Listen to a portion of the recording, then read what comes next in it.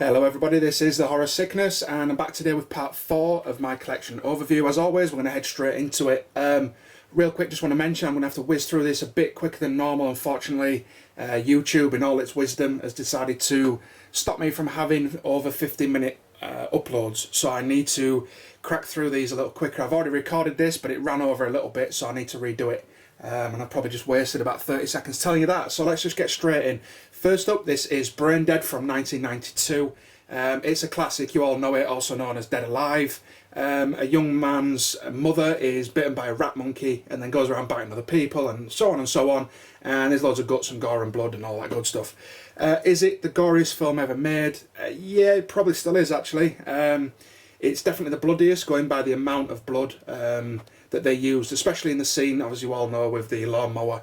One thing I do want to say is a lot of films nowadays rely on taglines and claims like the scariest film ever made or the sickest film ever made or this, whatever they want to claim.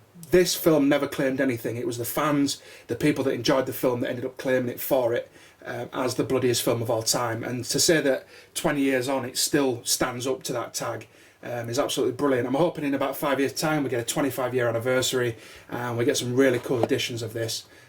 So yeah, really great film if you haven't seen it, and definitely one of my favourites. Next up we have David Cronenberg's The Brood from 1979. Fantastic film and definitely one of my favourites from Cronenberg. Man tries to uncover a psychologist's treatment of his wife, and he's using some weird kind of therapy techniques. And there's also, while this is happening, there's a brood of these children going around and committing murders, and you kind of end up finding out why. Basically, this one, it's quite well documented as well. I just want to mention that David Cronenberg was going through a divorce at the time, which you can see the influence on the film. Also, he was trying to get custody of his daughter, which, if you know the film, you'll know how that is significant. Also, at this time, his wife, he believed, belonged to a cult, which also fits in with the film. So it's definitely a very personal film of his, and it does show. Really great film. If you've not seen it, check it out. Next up, we have B.T.K, or Bind, Torture, Kill. This is from a few years ago now. This is another film from Grandma. If you don't know what that means, go back and see the other parts.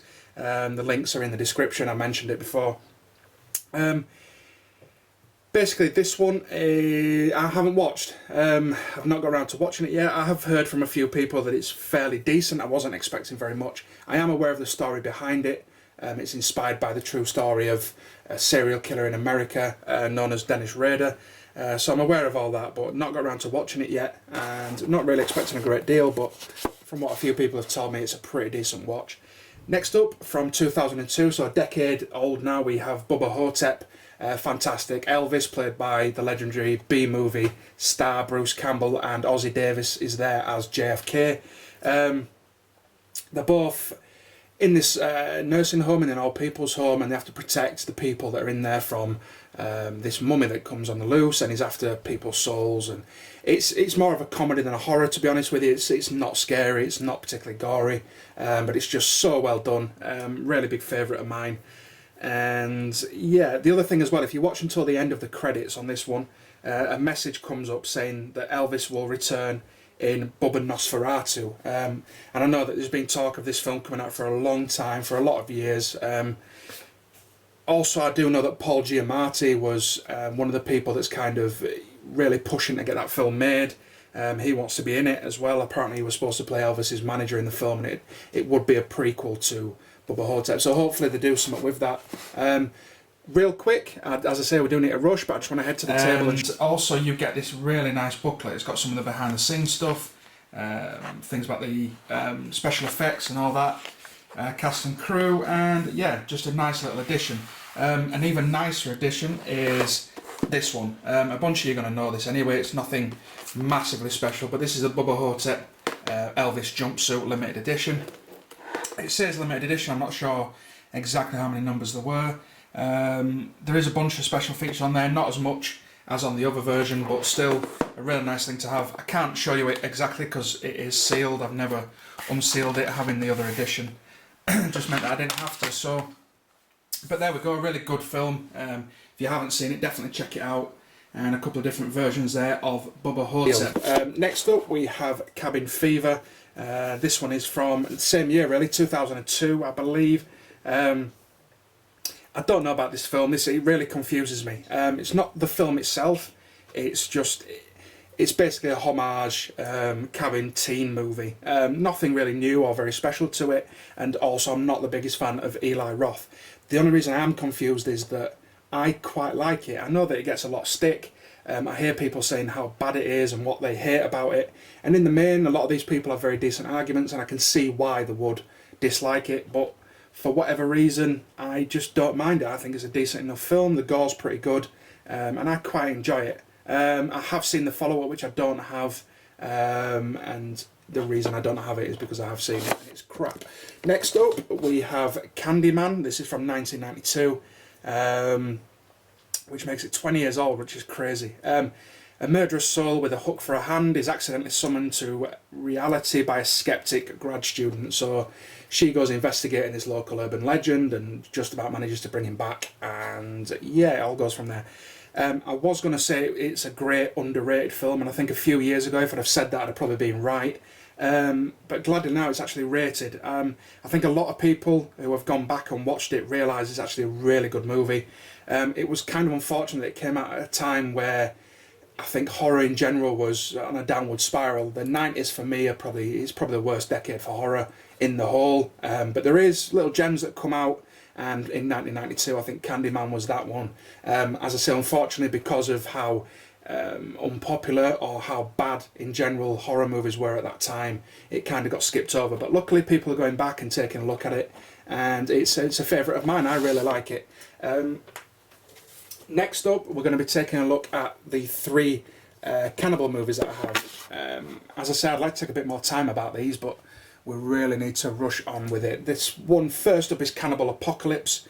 This one's from 1980, and it's from director Antonio Margheriti, who is credited generally as Anthony Dawson on this and on the majority of his films. It's also starring somebody who you will know a lot about, Giovanni Lombardo Radici, also known as John Morgan, and most famously John Saxon appears in this one. Basically, Vietnam vets bring back a contagious virus that then turns people into cannibals when bitten. Similar to the actors and the director of this film itself has a bunch of alternate names.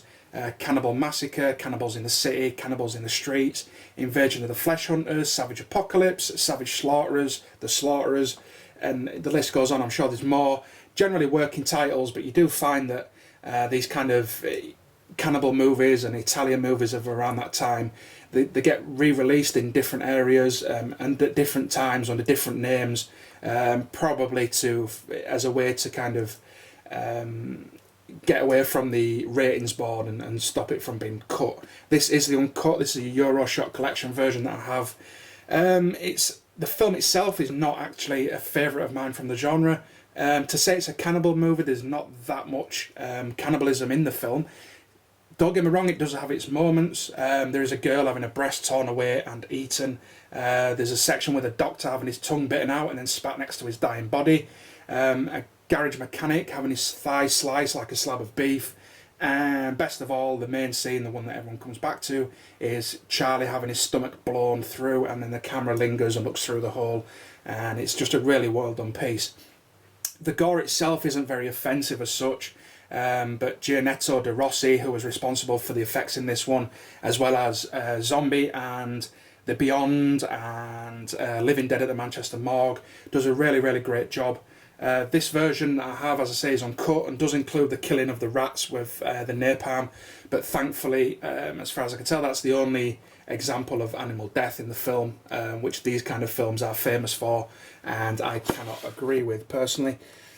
But yeah, as I say, not a big favourite of mine. Next up we have Cannibal Ferox. This is from a year later. It's written and directed by Umberto Lenzi, and again, as in Apocalypse, starring Giovanni Lamberto Radici or John Morgan. This is the one that he's basically famous for hating. He looks back at this, he can't stand that he was in it, he thinks it got taken too far, etc, etc. 3 friends are out to disprove cannibalism. They end up meeting 2 men who are on the run, who have just tortured and enslaved the cannibal tribe to try and find some emeralds, and now the tribe is out for revenge. I like this film. It does get a lot of stick. A lot of people have a lot to say about it. Yes, it's low budget. It's Italian exploitation zombie flick, and it's cashing in off the success of previous and probably better quality efforts. But I don't really know what people expect. If you know going into it that's what it is, then you can kind of see what's going to be coming. If this film was made a bit better, if the acting was a bit better, if the effects were done a little bit better, then it probably would end up very, very disturbing. As it is, for me personally, I just think it ends up being quite campy and fun. The gore is decent in parts, but as I say, it could have been done better, and it is quite laughable in others. Yes, we need to come to it. The animal cruelty is out of order and not needed. I will say, however, that it mainly consists of it looks like stock footage, basically, of animals killing animals that they've used. But there is some that I can't defend. It shouldn't be used. As I say, I'm not defending animal killing. But I would say it's not as bad in that as it is in this next one, and I have to defend this film. This is Cannibal Holocaust from a year before, the same year as Apocalypse, 1980. Having mentioned the animal cruelty, there's a bunch of it in this, and putting that aside, this is actually one of my favourite films. Not just one of my favourite horror films, but one of my favourite films. A New York University professor returns from a rescue mission to the Amazon rainforest, and he brings with him footage that was shot by a team who were shooting a documentary about the local cannibal tribes. Yeah, simple premise, but the film has much, much more going for it than other efforts, in my opinion. Firstly, it's the film that spawned what has become a huge subgenre, the found footage films. Yes, as I've mentioned previously, Blair Witch Project brought it to the masses, but that was 19 years after this film. It then exploded after that, and there's so many found footage films and that kind of thing. But this did it 19 years before, and it was well ahead of its time, and it did it properly, and it did it brilliantly, and very, very, very effective. Also, we have what is a beautifully shot film. The opening scene is epic. The musical score that accompanies it is perfect. Riz Ortolani deserves a lot of credit for this film. The acting is actually pretty good for this type of film.